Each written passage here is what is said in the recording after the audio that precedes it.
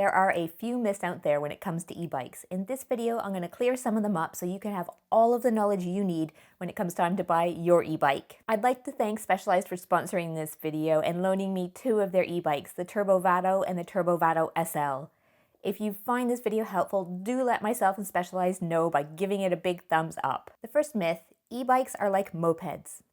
E-bikes, also known as pedelecs, are not mopeds. That's why you don't need a license, insurance, or helmet to legally ride one in the UK. What makes them different from a moped or other powered bikes is that they are pedal assist. You must put in effort to make the bike go. And if they have a throttle, also known as twist and go, they're not legal in the UK or Europe as an e-bike. So you do have to put in effort. How much? Well, that depends on you and your e-bike. These two Specialized e-bikes come with 3 assist modes, Eco, Sport, and Turbo. And the motors are different on each of these bikes. So the Turbo Vado SL has a 2x assist, so it will double your effort. And the Turbo Vado has 4x assist, so it will multiply your effort by 4 times. So what does that mean in the real world? Well, for example, if you're on the Turbo Vado SL, which has 2x assist, and you're putting in an effort to go 5 miles an hour, you'll be going 10 miles an hour if you have the assist up to the max level. Now, having the assist at the max level, of course, means you'll drain your battery faster. The other notable difference from a moped is the maximum speed an e-bike is permitted to go with assist is 15 miles per hour, or 25 kilometers an hour. Now, you can go faster than this on an e-bike, but you won't be doing it with assist, so the assist will cut out when it hits that speed. A well-designed e-bike will kick in and ramp up smoothly with no sudden surges of power. And when it hits the maximum speed, it will ease out rather than cut off abruptly. And with quality e-bikes like these Specialized e-bikes, the sensors will take care of everything, and you'll just feel like you have stronger legs. Lastly, the motor on an e-bike can only provide up to 250 watts of continuous power. They can have more powerful motors than 250 watts, but that power can't be used continuously. The extra power is usually used off the start or when you hit a hill to help you maintain your speed. You can't get fit on an e-bike. This one is a bugbear for me. As I mentioned earlier, you do have to put an effort in when riding an e-bike, and you're moving your body. Both of these things contribute to your health. E-bikes also make it possible for people with injuries to continue cycling. And it's been proven that people who have e-bikes use them more often and travel further. And all those extra miles add up. You don't need to be racing or pushing yourself hard to get the benefits from an e-bike.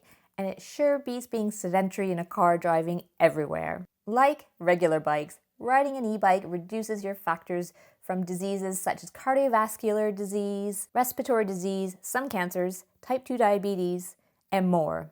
And that's in addition to the health benefits of getting outside on your bike. E-bike batteries don't have good range.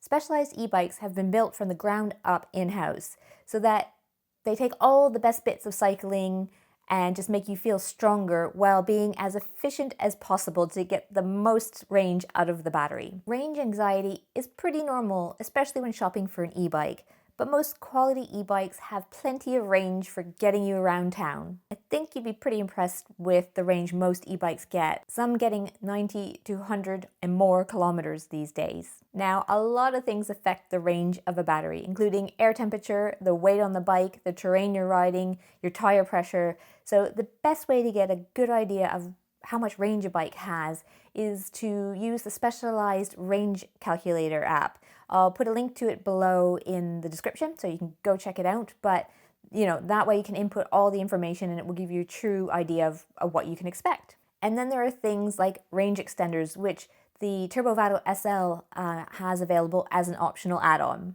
And should you run out of battery, e-bikes can be ridden without assist. In fact, the Turbo Vado SL weighs in under 15 kilograms, which is about the average weight of a normal bike, so it's pretty rideable even without assist. Now, when choosing an e-bike, generally a battery with more watt hours will give you more range, but that's when comparing like with like.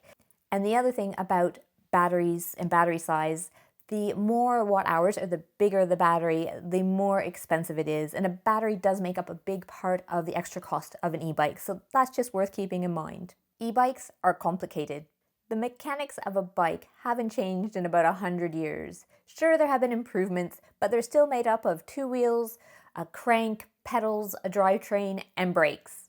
Even with the addition of a motor and batteries, they're still pretty simple and easy to maintain. The battery and motor offer little complication, charging is easy, and with apps like Mission Control, you can customize your battery settings on your phone. Or you can keep things simple and just turn on your bike and ride. No phone needed. They are big and clunky. I think this Turbo Vado SL debunks that myth just on looks alone. The battery is integrated into the frame and you have to look pretty closely to notice the mid-drive motor.